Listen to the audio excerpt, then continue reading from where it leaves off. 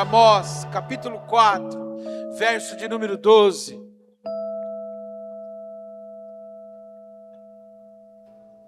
Amós, capítulo 4, verso de número 12. Portanto, assim te farei, ó Israel, porque isso de ti farei. Prepara-te, ó Israel, para te encontrares com o Senhor teu Deus. Amém? Portanto, assim te farei, ó Israel, e por isso te farei. Prepara-te, ó Israel, para que te encontrares com o teu Deus. Porque Ele é quem forma os montes e cria o vento e declara ao homem qual é o seu pensamento. E faz da manhã trevas e pisa os altos da terra. Senhor, Deus dos exércitos, é o seu nome.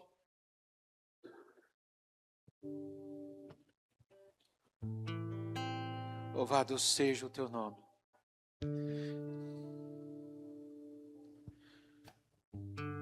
Espírito de Deus.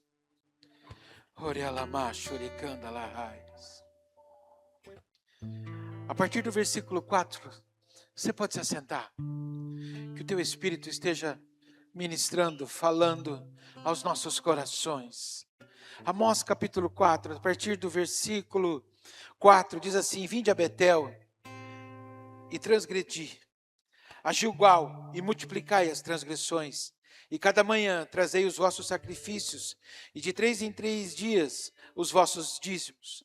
E oferecerei sacrifício de louvores do que é levedado, e apregoai ofertas voluntárias, e publicai-as, porque disto gostais, ó filho de Israel, disse o Senhor Deus. Também vos deixei de dentes limpos em todas as vossas cidades, e com falta de pão em todos os vossos lugares. Contudo não vos convertestes a mim, disse o Senhor. Além disso, retive de vós a chuva 3 meses, ainda antes da ceifa, e fiz chover sobre uma cidade, e sobre a outra não. Um campo teve chuva, mas o outro que ficou sem chuva se secou. Andaram 2 ou 3 cidades, indo a outra cidade para beberem água, mas não se saciaram.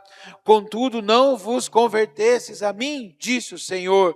Feri-vos com o crestamento e a ferrugem, a multidão das vossas hortas e das vossas vinhas e das vossas figueiras e das vossas oliveiras devorou-a o gafanhoto. Contudo não vos convertestes a mim, disse o Senhor.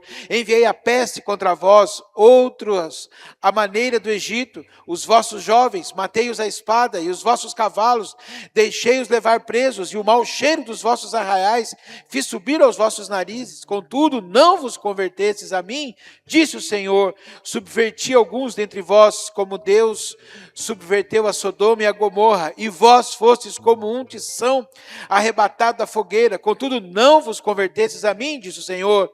Portanto assim te farei, ó Israel, e porque isso te farei, prepara-te, ó Israel, para te encontrares com teu Deus. Porque Ele é quem forma os montes e cria o vento, e declara ao homem qual é o seu pensamento, e faz da manhã trevas, e pisa os altos da terra. Senhor Deus dos exércitos é o seu nome. Irmãos, aqui o texto de Amós, Deus está me colocando isso no coração agora, para compartilhar com você. Ele fala aqui diretamente no texto com o povo de Israel, com aquilo que ele fez, com aquilo que ele providenciou, debaixo da permissão dele, que viesse contra o povo de Israel, para que o povo de Israel se convertesse. Porque o povo de Israel estava mais interessado na terra, estava mais interessado nas suas coisas. Eu não consigo me lembrar, Deus não me permite me lembrar agora, a contemporaneidade de Amós, ou seja, mas eu tenho para mim que ele é antes do cativeiro da Babilônia. Ou seja, ele é antes do período em que Deus disciplinou e tratou o seu povo na Babilônia por 70 anos, porque esse povo tinha que trabalhar 6 anos e descansar o 7º ano para que a terra descansasse. A cada 77 vezes isso vinha-se o jubileu, que era quando havia o biênio, 2 anos de descanso, e nesse ano de jubileu havia o perdão, a liberação de toda maldição, o perdão de todas as dívidas, a libertação dos escravos por conta de dívidas, e zerava-se a conta. Era um plano econômico que vinha em Israel, para que houvesse a mudança, entendeu? Ou seja, era um modo de Deus operar na vida do povo. Mas acontece que o povo começou a se fartar. E o homem tem uma característica, como diziam os antigos, é um saco sem fundo. O homem começou a se alimentar e não era o suficiente. A produzir não era o suficiente. A conquistar e não era o suficiente. E começou por consequência da abundância. A abundância, a estabilidade, ela gera corrupção. Ela gera há um rompimento dos princípios. Porque quando nós vivemos tempos de folga, de tranquilidade, a gente relaxa. O povo de Deus é bom para orar quando está na luta, quando está no vale. Quando está na planície, quando está na campina cheia de água boa e pasto bom, ou quando está no monte, a gente relaxa. Cá entre nós aqui. Quando tudo vai bem, você relaxa. Quando o dinheiro está entrando, você administra a sua vida como tem que administrar, mas ao mesmo tempo administra a sua fé. Quando as coisas estão dando certo, você baixa a sua guarda e começa a mudar as coisas. Sua prioridade já não chega a ser tanto as coisas de Deus. Já não há por que levantar na madrugada para orar. Não há por que fazer aquele jejum, não há por que fazer aquele voto. Não há por quê, porque tudo está bem, tudo está tranquilo. Nós nos esquecemos que são fases. Nós nos esquecemos que a nossa vida é um projeto longo até o final dos nossos dias. E nós nos esquecemos. E muitas vezes o que nós fazemos é esquecer de alguns benefícios que Deus tem para conosco. E o povo de Deus muitas vezes se esquece do que realmente significa benignidade e longanimidade de Deus. Benignidade, podemos dizer que é aquilo que é a bondade de Deus, no sentido de não considerar maldade, ou seja, Ele é benigno, Ele acredita que você pode fazer e realizar aquilo que Ele tem desejo que você faça. Por ser benigno, Ele te dá o quê? Crédito. Ele te dá crédito. O que é crédito? Quando você começa a trabalhar, você chega, a empresa manda você abrir uma conta, abre uma conta para você no banco, e você vai ter um salário de R$2.000. Então o banco te dá um cartão de crédito de 4.000, e te dá mais uma possibilidade de um outro crédito, e te dá a abertura de empréstimo. E você tem a liberdade no aplicativo de fazer aquilo. E você vai fazer. Porque você quer comprar, porque você quer ter, porque você quer fazer, e tudo bem. Só que você tem que prestar conta disso. Tudo aquilo que o Senhor nos dá, Ele nos dá o quê? Ele nos dá saúde, Ele nos dá vida, Ele nos dá família, Ele nos dá trabalho. Tudo o que temos e somos é proveniente da mão de Deus.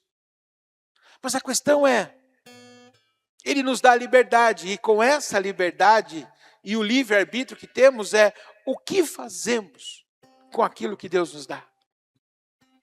Como administramos? Como cuidamos? Como fazemos?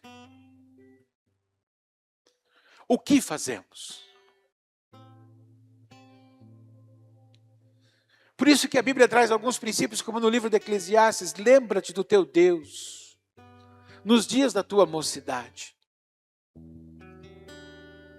Quando há saúde, há vigor, há disposição. Ou seja, qual é a sua verdadeira essência de relacionamento com Deus?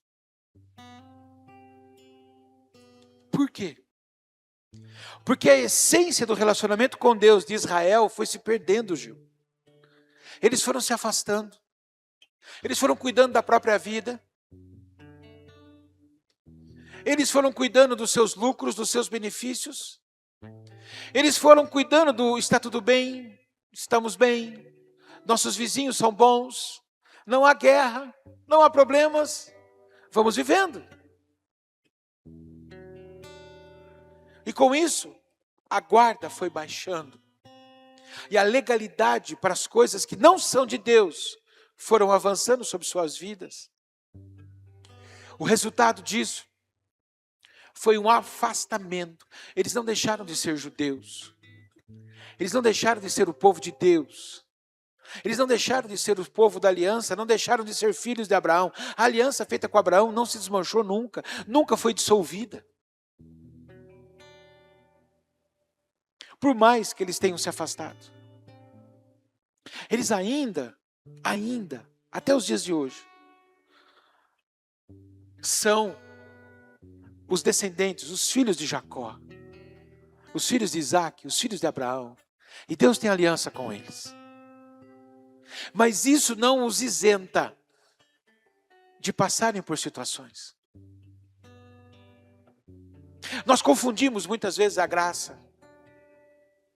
Tem quem acredite numa super graça. Ou seja, enxertaram, vitaminaram, colocaram um plus na graça de Deus, dizendo: eu posso fazer o que eu quero, porque lá na frente dá tudo certo, e eu vou ser salvo e eu vou para o céu. Mas a palavra de Deus me aponta para outras coisas. A palavra de Deus me diz o seguinte: de Deus não se zomba, com Deus não se brinca. Aquilo que eu semeio, eu colho. E a grande questão que fica na minha presença, na minha mente, na presença de Deus hoje é: como está a minha essência de relacionamento com Deus? Qual é o tipo de filho, de povo, de identidade que eu estou tendo com Deus? Porque esse tipo de relacionamento é o que define amanhã. Porque hoje eu corro o risco de estar debaixo da benignidade que Deus vai investindo em mim, mas há também a longanimidade, que é quando Deus começa a ver que você não está dando retorno. Seu coração está em outras coisas. Eu tenho tempo para tudo. Eu tenho tempo para cuidar das minhas prioridades, da minha vida, das minhas coisas. E da hora que eu me levanto até a hora que eu vou dormir, Deus espera um momento para estar comigo, para falar comigo, e Ele não o tem. Porque eu tenho trabalho, eu tenho academia, eu tenho curso, eu tenho redes sociais, eu tenho família que Deus me deu. E eu não tenho tempo para parar.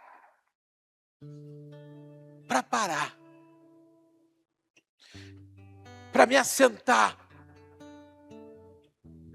para ler um texto, um capítulo da palavra de Deus.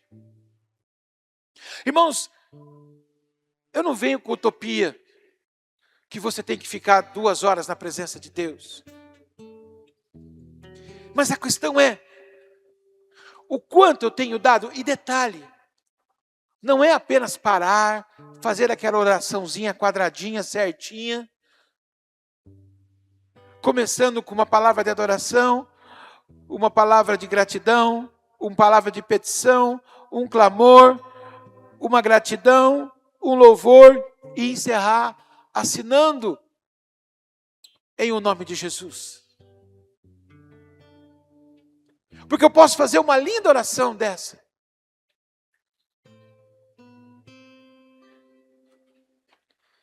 E Deus tem que se afastar para não vomitar diante de uma mornidão espiritual. Porque Ele diz lá para Laodiceia: você não é fria nem quente, eu estou a ponto de te vomitar. Por quê? Porque qual é a motivação do meu relacionamento? O meu relacionamento é por causa dos meus interesses, da manutenção daquilo que eu tenho, de uma influência positiva sobre meus filhos, sobre meus parentes, do compromisso que eu tenho com a igreja.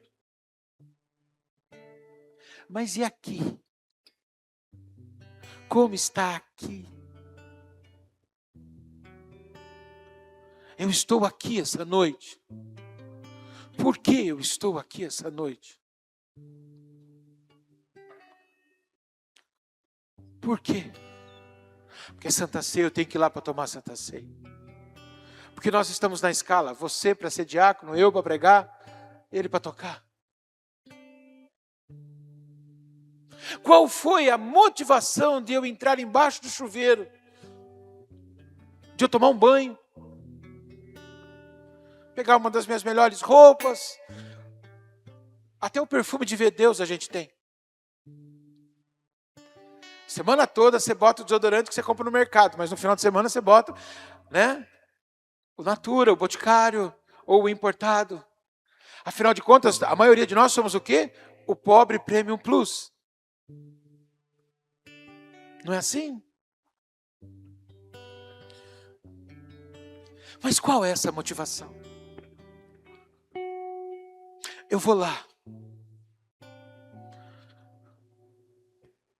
Porque a chuva passou. Eu vou lá. Será que eu vou lá? Deus está me levando para um texto agora. Eu peço um momento.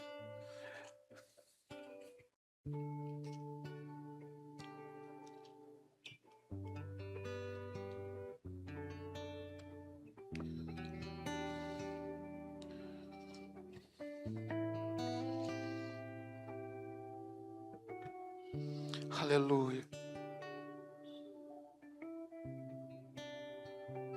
Será que eu vou lá para mais ou menos isso? Levanta-te, vento norte, e vem tu, vento sul, assopra no meu jardim, para que se derrame os seus aromas. Os aromas da onde? Do meu jardim. Ah, venha o meu amado para o seu jardim e coma os seus frutos excelentes. É tudo aquilo que você está pensando. Tudo.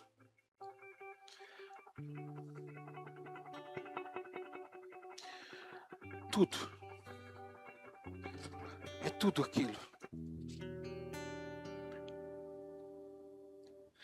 O meu amado desceu ao seu jardim, aos canteiros de bálsamo, para pastorear no jardim e para colher os lírios.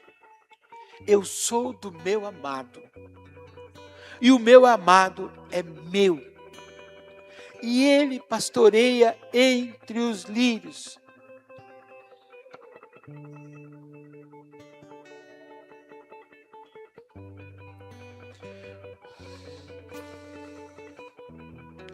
Ou seja, eu saio para um encontro amoroso. Entenda bem uma coisa. O Espírito Santo, ele vem para o culto para um encontro amoroso. Acontece que eu venho para o culto para um encontro amoroso com Deus.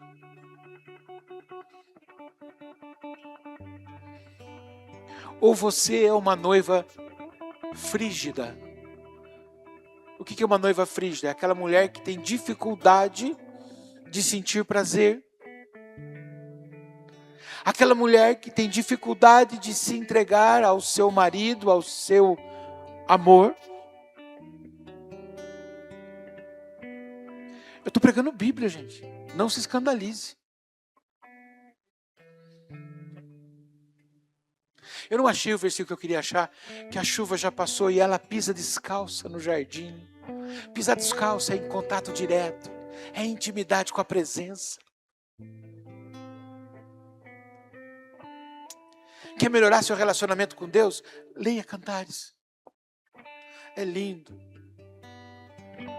Deus permitiu que o coração fisgado de Salomão pela Sulamita desse a ele a revelação do verdadeiro relacionamento que o Senhor quer ter com a igreja. Acontece que eu me banho, me visto, me perfumo, Mas até que ponto eu me preparo para me encontrar com meu Deus? Ou até que ponto eu liguei meu piloto automático? Irmãos, nós ligamos o piloto automático no nosso trabalho, nós ligamos o piloto automático no nosso casamento, nós ligamos o piloto automático na criação dos nossos filhos, nós ligamos o piloto automático na nossa fé. E muitas vezes a gente só desliga o piloto automático depois que se perde o emprego, depois que os filhos vão para o mundo e se drogam, ou depois que o casamento se acaba. E aí nós desligamos todos os pilotos automáticos, mas começamos desligando o piloto automático da fé. E aí nos damos conta que não somos mais a noiva, mas estamos maltrapilhas para se encontrar com o noivo. Deus cansou. E a longanimidade dele chegou ao fim. Ou seja, longanimidade é demorar para tomar uma posição contrária. Mas ele tomou. E ele chegou para Israel e falou, basta. E se você ler o final do livro de Reis, Segunda de Reis, de Crônicas, que é quando o rei Joaquim é levado para o exílio da Babilônia, você vê Deus permitindo uma situação. E presta atenção, irmãos, Velho Testamento é profético daquilo que é Novo Testamento. É uma cena de uma tragédia sem precedentes. Nabucodonosor manda buscar Joaquim, porque ele deu um basta em Joaquim. Já estavam dominados. Quem lê o texto sabe o que eu estou falando. Ele pega, acorrenta Joaquim, o rei, e põe seus filhos, seus herdeiros na frente deles. E todos são executados na frente do pai. Depois de ter seus filhos mortos, seus olhos são vazados, para que a última imagem que fique na mente dele é a morte dos filhos. E ele é levado para o cativeiro. Ele era da casa de Davi.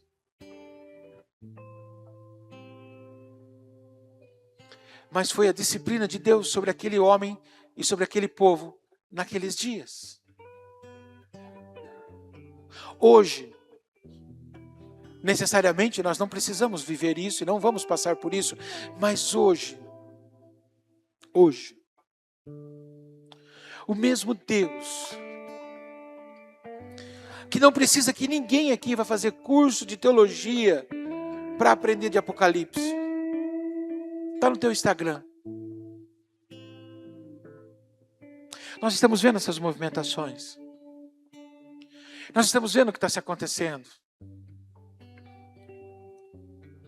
A gente vê, os governos estão se reunindo. A luta contra esses extremistas, doentes, endemoniados, que matam mulheres, crianças, que se intitulam pertencentes a uma religião, mas nem a religião deles prega isso. Mas para sair dessa situação, nós estamos a um passo. Essa reunião que foi feita em Miami é um passo a favor disso.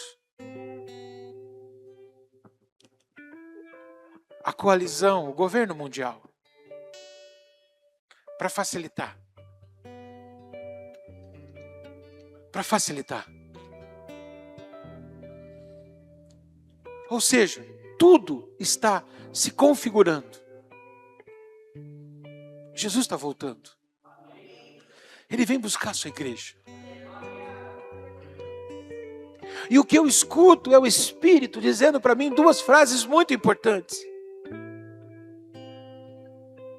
Mas para eu ouvir essas frases, eu tenho que entender uma coisa, o que diz a palavra de Deus num outro texto, que diz assim: se ouvires a voz de Deus, não endureça o seu coração. Irmãos, é tempo de nós nos fortalecermos. É tempo de nós nos posicionarmos diante de um cenário que nos vai permitir, até sermos arrebatados, ver o que muitas pessoas não viram. Ao mesmo tempo, nós estamos vendo absurdos, inimagináveis pela sociedade, das pessoas fazendo. É gente tentando botar fogo na mãe. É gente matando o irmão com facão. É a multiplicação da violência. É gente fazendo o tetraplégico andar. Da multiplicação da ciência. Jesus está voltando. Mas a questão é que quando ele voltar, ele vai vir buscar uma noiva. E essa noiva tem que estar o quê? Pronta. Ela tem que estar preparada. Ela tem que estar preparada emocionalmente, espiritualmente. Ela não pode estar correndo atrás. Veja que tudo é entrelaçado. Aquilo que a gente estava falando na escola bíblica, a tal do panorama bíblico, da interpretação e conhecimento da palavra que você precisa ter.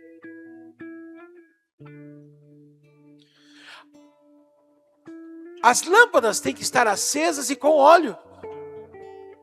Ele não vem buscar noiva que está revirando gaveta, procurando óleo. Ele não vem buscar uma noiva distraída, alienada, nem tampouco ocupada, cuja prioridade são as coisas dessa terra.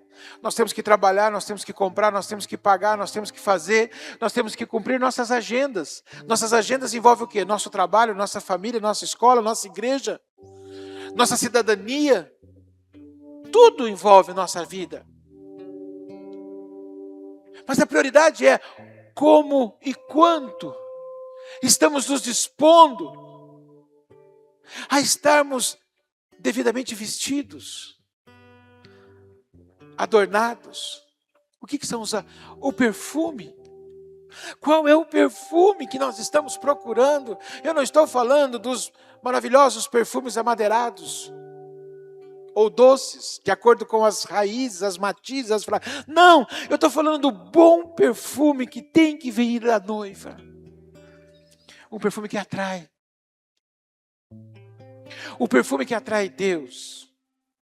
No Velho Testamento, o que atraía Deus era o sangue queimado no sacrifício, com o incenso que era feito com os componentes que ele ensinou Moisés a fazer, e que era colocado no incensário e em volta do sacrifício, ou seja, enquanto subia a fumaça dos perfumes do incensário, são 7 óleos, qualquer dia eu prego para você sobre eles, os 7 óleos do incensário,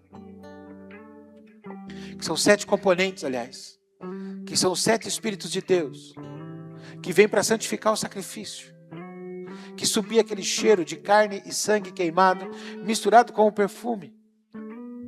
Aquilo atraía Deus. O que atrai Deus hoje não é o cheiro do perfume, nem o cheiro da carne. O que atrai Deus hoje é a minha vida. O que atrai Deus hoje é meu coração, é o meu desejo, é o meu levantar de mãos, é o meu chorar, é o meu quebrantamento, é o meu desejo. E não vem com essa história do eu sou assim.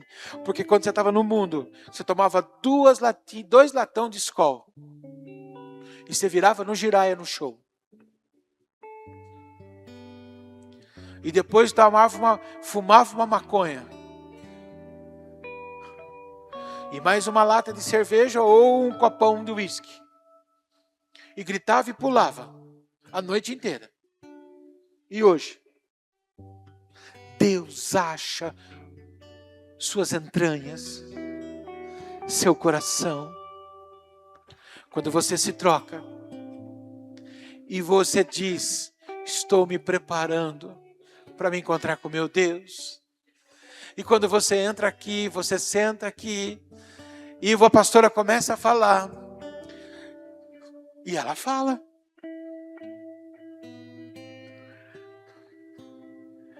E quando a banda começa a tocar e começa a cantar, E a pergunta que começa com a banda: como vocês vêm para cá? Qual o nosso preparo? Precisamos reconhecer. Eu não posso falar de você, eu tenho que falar de mim. E eu preciso reconhecer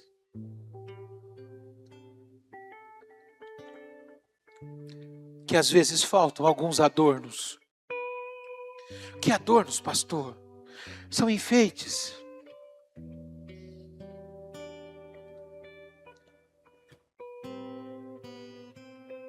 São os enfeites.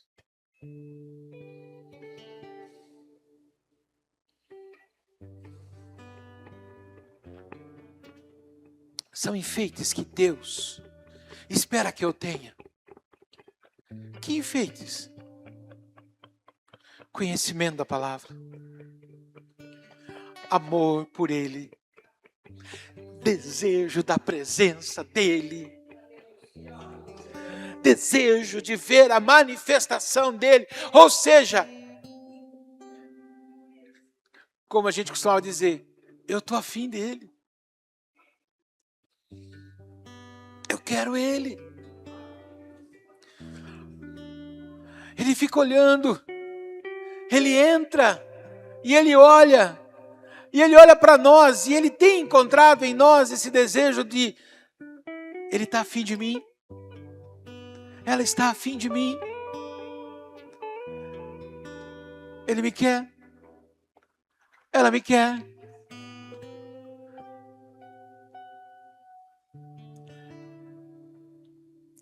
Por quê? Porque é o que Ele quer. É o que Ele almeja, é o que Ele deseja. Nós vivemos os dias, irmãos, em que já se faz dias, que já se faz noite. E nós somos a geração das virgens. Que já anoiteceu. Já anoiteceu. A história da humanidade já anoiteceu. Os fatos já anoiteceram. Os acontecimentos já mostram que é noite. E como nós estamos nos portando, nos conduzindo.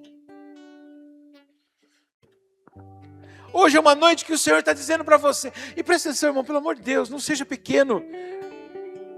Não apequene a palavra de Deus ou os sentimentos de Deus para você. O que Ele está fazendo hoje aqui é uma profunda declaração de amor para as pessoas que aqui estão, para aqueles que nos assistem. É uma profunda declaração de amor ao dizer que Ele tem esses desejos. Você não abre seus sentimentos para quem você não ama. E o Senhor está fazendo isso para conosco essa noite. Ele está abrindo os seus sentimentos para dizer para nós, para perguntar para nós como nós estamos para com Ele. Não porque Ele sabe, mas nós precisamos saber. Porque nós estamos a qualquer momento, a qualquer minuto. Estamos. A palavra de Deus nos garante. Estamos a qualquer momento. A qualquer minuto.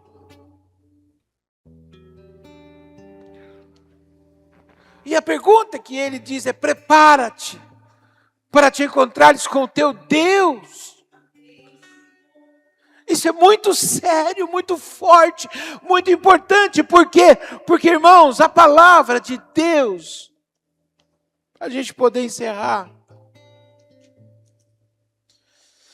depois de tudo ocorrido, tudo acontecido,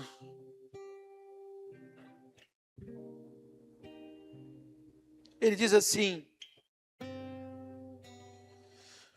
o Espírito e a noiva dizem: vem. Aquele que ouve, diga: vem. E aquele que tem sede, venha, e quem quiser, receba de graça a água da vida. São os dois lados dizendo vem. O Espírito Santo e a igreja dizendo vem, vem. Porque ele diz, eu, Jesus, enviei o meu anjo para vos testificar essas coisas às igrejas. Eu sou a raiz e a geração de Davi, a brilhante estrela da manhã. E o Espírito e a noiva dizem, vem. Vem, estrela da manhã, vem, reluzente estrela de Davi. Mas ao mesmo tempo, ele também diz, quem tem sede, venha também.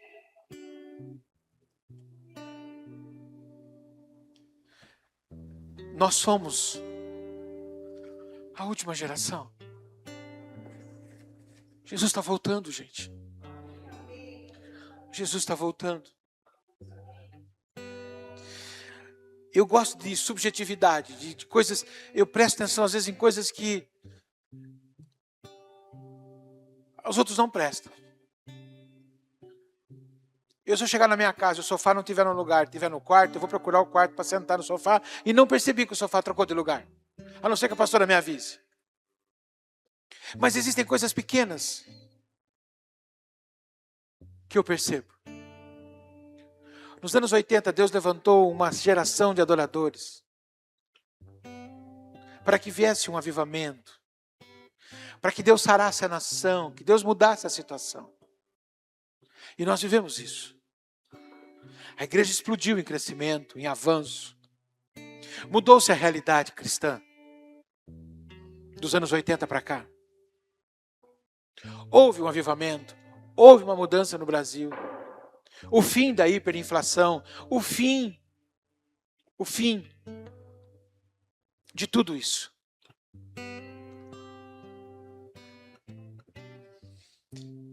Mas aí depois houve toda a situação que a gente está hoje. A gente mudou o padrão, baixou o padrão. Todos nós.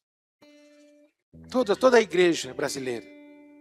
Mas hoje eu vejo levantar aqui, ali, acolá, adoradores. Porque tem aqueles que são sensíveis ao Espírito de Deus. Nem todo que canta, nem todo que toca, mas há alguns. E uma coisa que tem me alegrado, porque durante os anos 90, 2000 e 2010, eles foram acabando nos anos 90, 2000 e 2010, por 20 anos. Nós não tivemos louvor que falava de céu. Nós não tivemos músicas que falavam da vinda de Jesus, do céu. E hoje nós estamos vivendo. Está surgindo novamente uma geração de adoradores que estão nos trazendo louvores para a gente cantar aqui sobre o céu. A igreja está aquecendo o seu altar. Nós estamos aquecendo. O Espírito e a noiva dizem vem. O Espírito e a noiva têm que se alinhar. E os dois, numa mesma motivação, dizerem vem. Esse vem é tanto para o Senhor, quanto para aquele que está lá fora. Muito mais do que nossas bênçãos, muito mais do que nossas campanhas. Nós temos que ganhar almas. Nós temos que batizar pessoas. E nós temos que manter a nossa candeia cheia, nossa lâmpada cheia do óleo. Qual a sua motivação? Qual os seus objetivos? Hoje é noite de Santa Ceia, hoje é noite de você se posicionar, se reposicionar, se alinhar, se realinhar. Mas hoje é uma noite de decisão na tua vida. Não se serve a dois senhores, não se anda com o pé em duas canoas, não há como caminhar em duas direções. Não há como ter comunhão entre a luz e as trevas. O Senhor quer derramar o seu amor, o Senhor quer fazer coisas tremendas. O Senhor quer fazer milagres. Estamos às portas de uma época de milagres, de avivamentos, de salvações, de mudanças e de transformações. Nós estamos nessa época. Estamos nesse momento. Por isso agora, nós temos que entender que essa palavra é para hoje. É para hoje. Porque o mundo está vivendo o que Deus descreveu nesse texto. Eu fiz, vocês não reconheceram. Eu estou impedindo, estou tirando a mão e vocês não estão reconhecendo. Nunca houve tanto escárnio com a pessoa de Jesus. Nunca houve tanta ridicularização com a palavra de Deus. Nunca houve. Nunca houve tantas pessoas desrespeitando e desdenhando o sagrado. Desconsiderando. Nunca. E nós vivemos dias em que é aquilo que essa semana Deus ministrava no meu coração.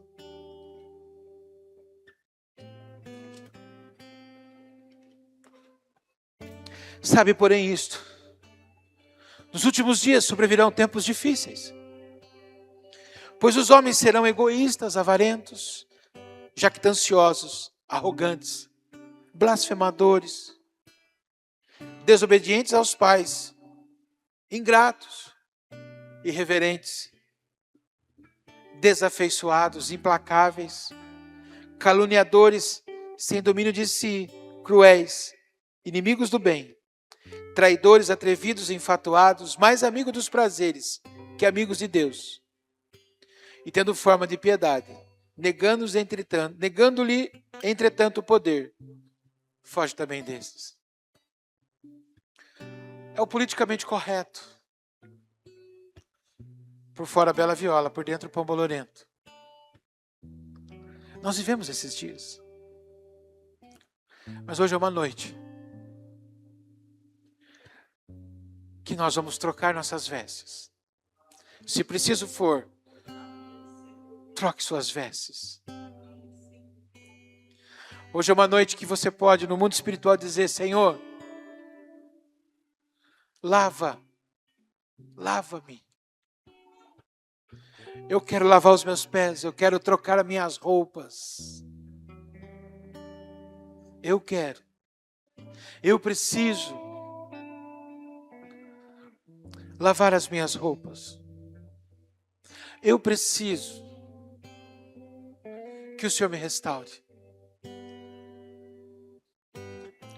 Eu preciso me adornar, me arrumar, me limpar, me enfeitar.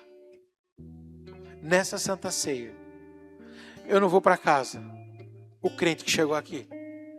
Eu vou voltar para casa, noiva do Cordeiro, adornada, em nome de Jesus.